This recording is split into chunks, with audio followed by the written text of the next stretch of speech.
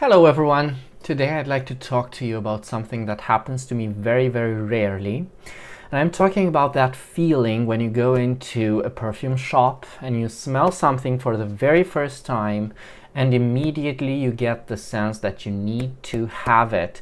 And this to me happens very, very rarely. It's something that hasn't happened in quite a long time, and the fragrance that I'm talking about is this Blanche Bête by Les Liquides Imaginaires. So what happens is so in my town I have we have only one niche perfume store, and they keep brands such as Francis Cook John, and I'm very thankful that they finally have Amouage, and they also have Liquides Imaginaires, Sorcinelli, Filippo Sorcinelli, I don't know what else. There's Ubigan, I think they keep, but that's not important. There are a few brands that maybe they're a lot more popular than others, but this Liquide Imaginaire, I always liked the things that I smelled from this house, because I think they have a very good and powerful image. I just love the way they look, and I'm talking about everything, the bottles, the boxes, the whole packaging is just great. Their identity, the way they propose themselves, the way they situate themselves on the market, I think it's very good. It's something between niche and luxury. Of course, the price is something I don't like. It's not something I find amusing. However, I did smell quite a few things from this house. For instance, I liked that whole collection. What was it called? Les Larmes. Les Humeurs, I don't know, I don't remember, where they have fragrances such as oh god, I have to search for this. I'm so sorry. I'm so sorry, I didn't do my homework. I guess their most famous scent would be Dom Rosa. I'm not sure if that's the one. Fortis Sancti, you know the ones I'm talking about, but the ones, yeah, it's called Les Humeurs Eau de Parfum, and they have three fragrances. It's trilogy. Sometimes they do that, and they do this as well with Blanche Bête. Lacrima, Melancholia, and Fantasma. I found them very. It's a very nicely done trilogy of perfumes. However, I didn't go further than this. They're just nice in my opinion. And I did smell Peau de Bête, which I think is one of the most interesting leather scents out there. However, the reason why I didn't go for it is because I already have one of the best and most beautiful leather scents out there, which is Derby by Guerlain. So okay, and this one's the leather is quite similar to the way it's done there. So there is this collection, Les Eaux de Peau, right? And they have Belle Bête, Bête Humaine, Peau de Bête, and now Blanche Bête, which is their latest, right here. And when I smelled Blanche Bête, it hit me like a fire truck. I mean, it's such a nice feeling when you finally smell something that just screams. It's not, and mind you, I don't like it because I've never smelled anything like it, although that's partly true, but I like it because of its uniqueness and in the sense that I've never smelled anything quite done like this. So it was completely new to me, if that makes any sense. Okay, so Blanche Bête, the minute I smelled it, there's so many things to talk about in this fragrance. So first of all, I think before getting into that, I should just open this up. I did opened this up before, but I just want to show you the way the fragrances from this house are presented in their packaging. I did wear this obsessively because I got it, I think a month ago or even more. So I did wear it quite a lot because I love it. I couldn't keep my hands off it. And this is, you know, completely blank, but black, dark. But inside there's this satchel that contains the actual fragrance. It's a beautiful presentation, and the bottle itself is such a beautiful balance. See, this is when what I talk about when I'm referring to their identity. I love their identity and the way they present themselves, and the bottle is just stunning. So it's something between modern luxury fragrances that you might expect to look like, but it also has something of the almost fantasy elements, almost fantastical. There's something mythical about this. And of course, the whole idea behind Blanche Bête, which is supposed to be this mythical unicorn.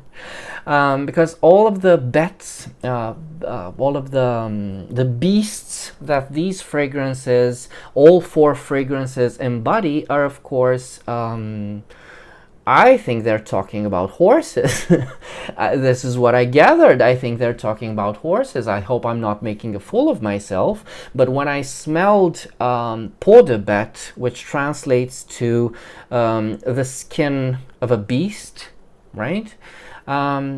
Immediately you think of a horse, right? It's a horse together with the stables and everything. This is why I mentioned Derby from Guerlain. Okay, so Blanche Bête, right? How does this smell? How does this smell? First of all, I'm sorry, but you will have to smell this one for yourselves because it's just so beautiful. If you don't smell this one, you will be missing out. Trust me on this. I cannot describe it efficiently, but I will try to. Okay, so, oh God, so many things hit you at the same time. It's gourmand, it's coconutty, right? It's leathery, it's a white floral, it's sheer, it's soft, it's very delicate. Then again, it has this huge corporeal body to it. It's very present, it's very there. You will definitely feel it. It's very, very milky. Check out this bottle, right? I will try to capture it in some photos, but it's very difficult to render this on camera. But the bottle is very nicely done. It's milky white, and it has this nuances. It's almost opaquely translucent, right? I'm hoping you understand me. Okay, so when I smelled it in the shop, immediately I thought of this trend that many fragrances from 2021 and 2022 have, where they go into this musky, milky zone, right, of making fragrances, which is so beautiful to me. So there are quite a few fragrances in this ballpark. First of all, there's Muscoutre Blanc from Guerlain, which was launched in 2021, I think, and it's very sheer, milky, musky, you know, the whole deal. Then you have Zoologist Cow, which, if you haven't smelled it, it's very, very beautiful, and it's of course a milky fragrance, but it's done in such a way that it's milky, herbal, again, sheer, almost transparent, but definitely their musky human smell, right? Then, of course, there's Ghost in the Shell, which I simply adore, and I have it. I love it. I did speak of this. And even Maison Francis Cookjan 724, which is a play on the 24/7, you know, it's supposed to be this universal fragrance that you can wear with any occasion, which I think it's right. I think it really hit the nail on the head there. Which again is a musky, milky, fresh scent. I think it's very much in the same trend. So this one is it's almost otherworldly in its sheer fragile. The way it's just presented is just like it's like the wind, right? But I also said that it has this full body to it, and it's this full body what that actually made me fall in love with this so much, because remember, this is also a white floral, and you know how white florals are. They're very corpulent, they're very carnal, and they're very velvety, right? And this is both powdery and velvety, and it's just so delicious, and it's also a gourmand, right? So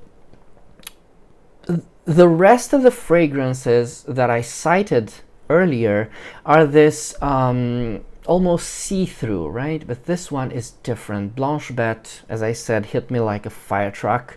It hits you like a horse.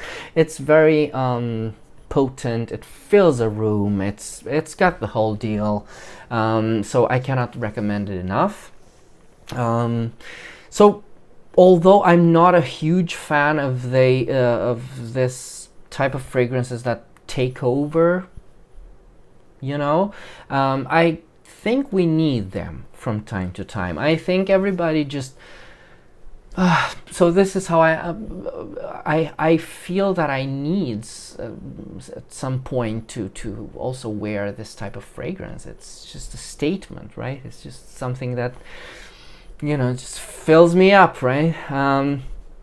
It's something, and that's the word. It's a fragrance that I need, right? It's a fragrance that I simply needed to have. It just left such a huge mark on me, such a huge impression. Even though it's a powerful scent, I don't find it to be at all bothersome. I don't think it could bother anyone, this fragrance, because it's very easy to like. It's very much apart from the rest of the mini collection of Les Eaux de Pau, and the fact that it's very it's very light on the animalics, very light. It's very sheer, it's musky, as I said, but it's clean, it's white, it's pure white and clean, right?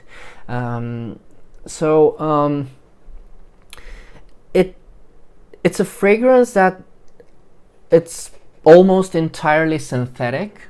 However, it doesn't feel synthetic, at least to my nose, because so they used what you smell here is basically two captive molecules. This is Mystical, which is coconutty, almost vanillic incense, from the descriptions that I've read, because I didn't smell any of these firsthand, I'm sorry. And Mahonial, which is basically a substitute for Lilial, right? But the way that they are used, and the way the thing that they create, the final product, is something that's it has a mind of its own, right? So it's very much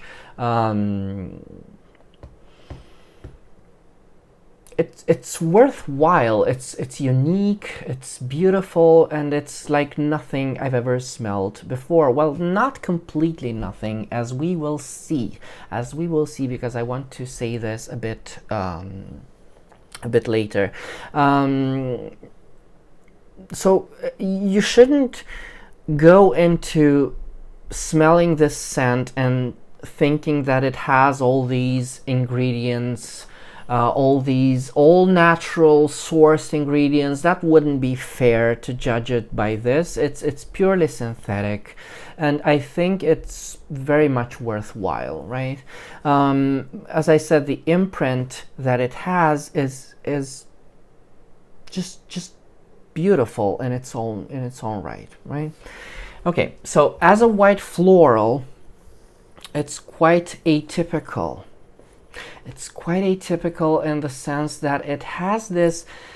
So basically, what you smell is a tuberose scent, but it's a very complete tuberose scent together with minty green aspects, which makes it also very fresh and very easy to pull off. And the tuberose is very meaty, right? It's a carnal, meaty, full-bodied tuberose. It has these almost pungent tobacco aspects, which of course, you know, it's a bit salty. It reminds me a bit of the sea, you know, as unicorns are said to be born from the sea. It's extremely creamy. Now, when I say it's atypical, is that, so I didn't smell I wasn't aware that it's tuberose, so it's not your typical white flower scent when you are very readily able to isolate the main flower, right? The main attraction of the fragrance. So it's not your typical jasmine, it's not your typical tuberose. It's just this impression that kind of helps with the entirety of the fragrance. It helps build something else, right? So this is what I'm talking about when I'm mentioning this as a unique fragrance among other white florals, right? It's also a fragrance that wants to be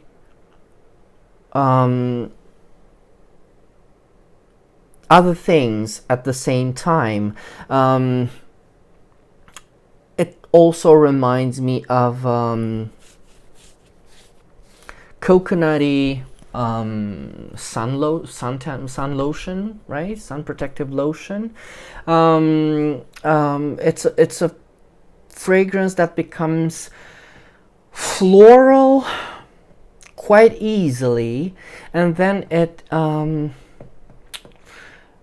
kind of loses that and loses you into this narcotic, almost so it's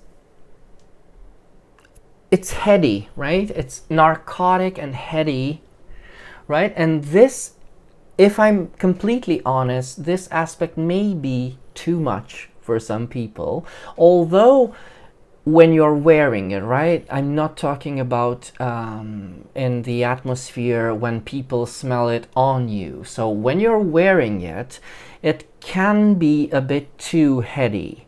But for the people around you, I think it's fine. I think it's completely safe. So as long as you're fine with this narcotic, heady nature of this, again, white floral fragrance, I think you'll be fine.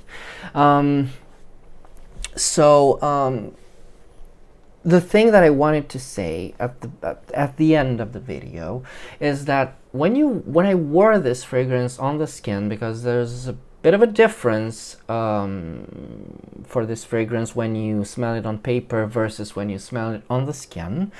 So on me, at about, so maybe after 2 hours of wearing it, it has this very, very familiar thing that is very difficult to describe, where it reminds me of The Dreamer by Versace, right? It reminds me of the old perfume, the old fragrance for men, which I never bought for some reason. I didn't buy it at the time that it was popular, because it was very, very popular. It was too popular. Everybody was wearing it, so it wasn't a unique fragrance. However, I always, always loved that fragrance. I don't know what about this Blanche Bête there is that reminds me of the Dreamer. I think it's that tuberose with aspects of dry tobacco. I'm not sure. I'm not sure. However, the way this fragrance is done just reminds me of the Dreamer from Versace, and I think this is a very beautiful modern reference to have in a fragrance that presents itself like this. I don't know, I find it stunning. Of course, you can still maybe smell this in the newer version of the Dreamer, I guess.